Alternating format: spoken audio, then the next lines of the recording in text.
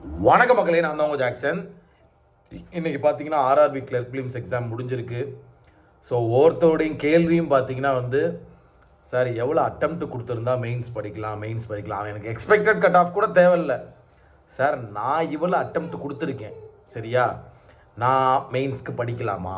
ஏன்னா நேற்று நான் வீடியோ போட்டிருந்தேன், என் மொபைல் நம்பர் கொடுத்துருந்தேன். என்ன சொல்லியிருந்தேன்னா, மக்களே எக்ஸாம் முடிச்சுட்டு நீங்கள் எல்லாருமே எவ்வளோ அட்டம்ப்ட் போட்டிருக்கீங்க அப்படின்னு என்கிட்ட சொல்லுங்கள் அப்படின்னு. கிட்டத்தட்ட ஒரு 40-50 பேர்கிட்ட நான் பேசியிருப்பேன், சரிங்களா.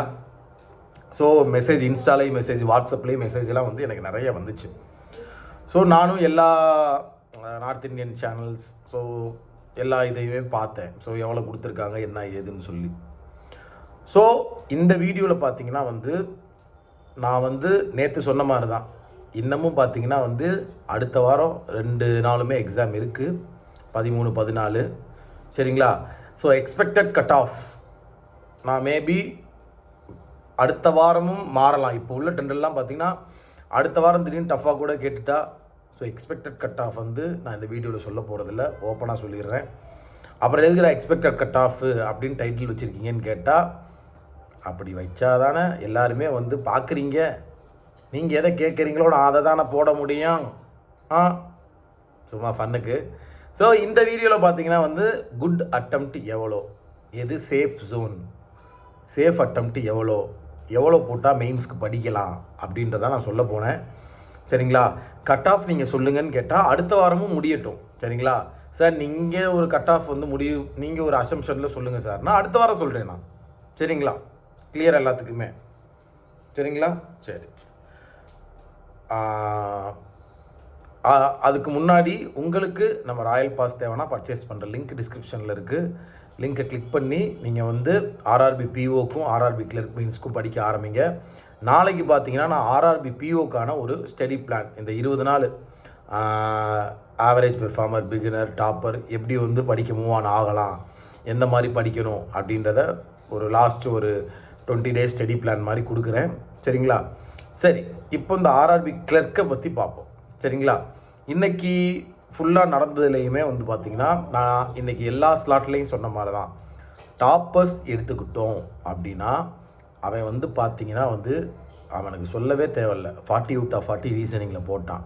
என்கிட்ட பேசின டாப்பர்ஸ் நான் சொல்கிறேன், எப்பயுமே எக்ஸாம் எழுதி என்கிட்ட இன்ஃபார்ம் பண்ணுறவங்க, நமக்குன்னு ஒரு ஒரு ஒரு 5-6 பேர் இருப்பாங்க தெரியுமா. இந்த மாதிரி நடந்திருக்கு சார், இவ்வளோ பேர் எக்ஸாம் நடக்கிற இடத்துலலாம் இப்படி தான் சார் அவங்க பேசிக்கிறாங்க, நமக்கு நம்பகத்தன்மையான ஆள் இருப்பாங்க பார்த்தீங்களா. அவங்கள்ட்டையும் நான் பேசினேன், பிகினர்ஸ்டையும் பேசினேன், ஆவரேஜ் பெர்ஃபார்ம்டையும் பேசினேன். ஸோ இதில் பார்த்தீங்கன்னா டாப்பர் பார்த்தீங்கன்னா 40க்கு 40 அடிச்சிடுறாங்க. ஆப்டியில் பார்த்தீங்கன்னா 30+ அடிச்சிருக்காங்க, சரிங்களா. இதுதான் டாப்பர்ஸ் பண்ணியிருக்குது, சரிங்களா. பிகினர் பார்த்தீங்கன்னா ஒரு 55, 54, ஒரு 56, ஒரு 52, என்கிட்ட 50 கீழே யாருமே சொல்லலை. 50 to அந்த 55 ரேஞ்சில் எல்லாருமே சொல்லியிருக்காங்க. அவங்க பார்த்தீங்கன்னா என்கிட்ட, சார் இது நான் 51 போட்டிருக்கேன், 52 போட்டிருக்கேன் இப்படின்னு சொல்கிறவங்கள்ட்டலாம் நான் சொன்ன பதில், பிகினராக இருக்கும்போதே நீங்கள் இவ்வளோ அட்டம்ப்ட் கொடுக்கறது பெரிய விஷயம், சரிங்களா. நீங்களும் மெயின்ஸ்க்கு ப்ரிப்பேர் பண்ண ஆரம்பிங்க. ஏன்னா மெயின்ஸ்க்கு ப்ரிப்பேர் பண்ணுறது நமக்கு வேஸ்ட் ஆக போகிறதில்ல. நீங்கள் இவ்வளோ நாள் பார்த்தீங்கன்னா பிலிம்ஸ்ன்னு ஓடிக்கிட்டே இருந்திருப்பீங்க, எஸ்பிஐ கிளர்க்கு, ஐபிபிஎஸ் கிளர்க்குன்னு. திரும்பி பார்த்தோம்னா மெயின்ஸ்க்கு நம்ம ப்ரிப்பேர் பண்ணியிருக்கோமா அப்படின்னு பார்த்தா அங்கே ஒன்றுமே இருக்காது. ஸோ அதனால் நீங்கள் இதை ஒரு காரணமாக எடுத்து மெயின்ஸ்க்கும் ப்ரிப்பேர் பண்ண ஆரம்பிங்க. எடுத்தோடனே மார்க் டெஸ்ட்டுன்னு போகாதீங்க, சரிங்களா.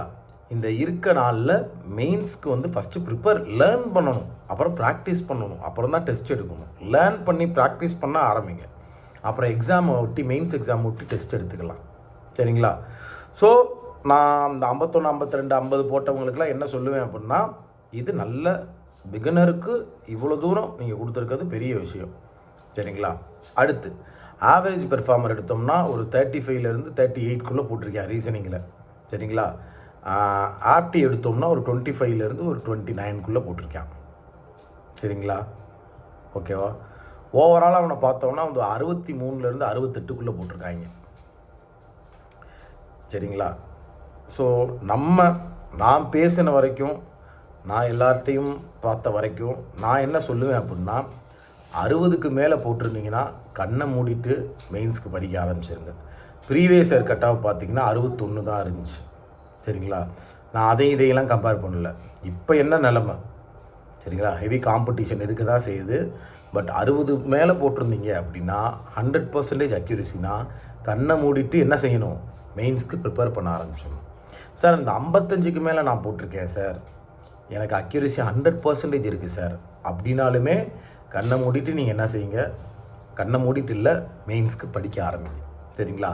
60க்கு மேலேனா 100% நீ மெயின்ஸ்க்கு படி அப்படின்னு ஒரு அஷூரன்ஸ் கொடுத்து மெயின்ஸ்க்கு படிடான்னு சொல்லுவேன். இந்த 55 to 60 போட்டிருக்கேன் சார் 100% அக்யூரஸினா நீங்கள் வந்து ஒரு 70% 80% நம்பிக்கை வச்சு கண்டிப்பாக மெயின்ஸ்க்கு படிக்க ஆரம்பிக்கலாம். சரிங்களா? இந்த 50 to 55 போட்டிருக்கேன்னு சொல்கிறீங்கள, உங்களுக்கு வந்து இது வந்து ஒரு ப்ராக்டிஸ் எக்ஸாமாக இருக்கும். நீங்கள் வந்து பார்த்தீங்கன்னா வந்து மெயின்ஸ்க்கு படிக்க ஆரம்பிங்க. வீக்கர் செக்ஷனெல்லாம் ஸ்ட்ராங் பண்ண ஆரம்பிங்க. அடுத்தடுத்த வர எக்ஸாம்ஸில் கண்டிப்பாக உங்கள் எஃபர்ட்டை கொடுத்து இன்னும் நீங்கள் இதை விட ஒரு நல்ல அட்டெம்ப்ட் கொடுக்கலாம் அப்படின்றத நான் சொல்லிடுறேன். சரியா? இருக்க உண்மையை சொல்லிடணும்னு உங்கள்கிட்ட.